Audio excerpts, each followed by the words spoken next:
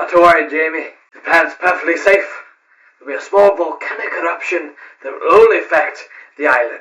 Aye, that's very well and good, Doctor, except we happen to be on the island. Oh my word!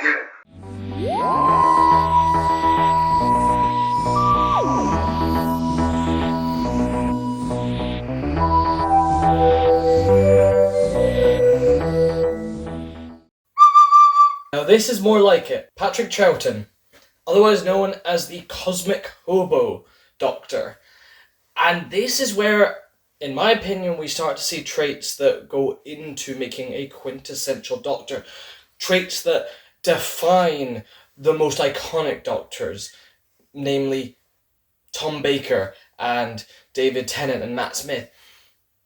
These Doctors all were quirky as hell, and it all started with, I think, this Doctor, the Clown. That being said, obviously he's known for being, way zanier, way wackier, kind of this buffoon. He was a raggedy and all that stuff, but I still think both in Troughton's performance and just his mannerisms and his face, he still held a lot of gravitas and still managed to do a lot of the more serious acting. He just had a sort of command of the performance, so he never quite came off as just completely incompetent or completely a clown.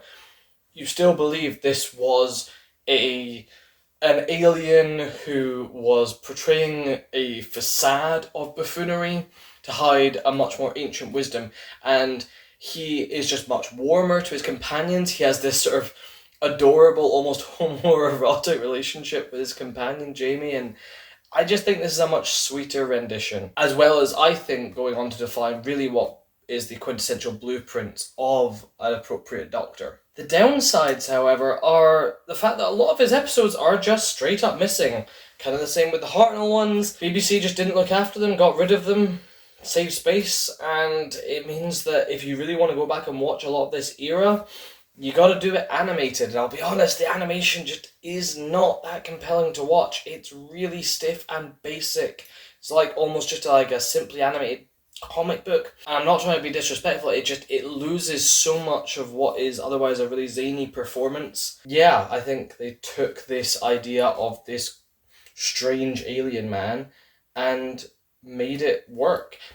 This also is obviously the first regeneration. This isn't just a recasting of an actor who then has to essentially play it the same. This is written into the lore that the Doctor changes due to William Hartnell's ill health. So Patrick Troughton had a huge weight on his shoulders of keeping this show going and being something very different.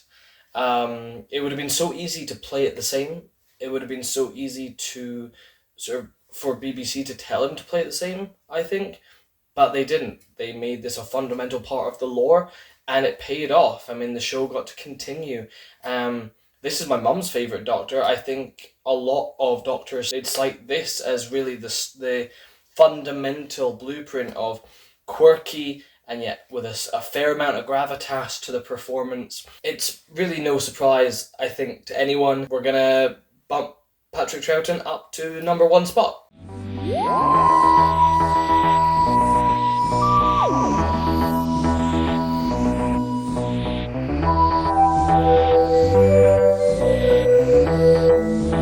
Not just condemn me to one primitive planet, one time period. Besides, I'm known on Earth. Your appearance has changed before, it will change again.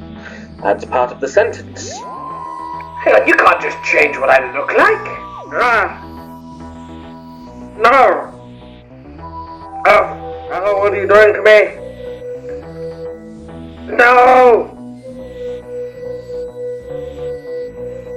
Stop! No! No, you're making me dizzy! No, you can't do this to me!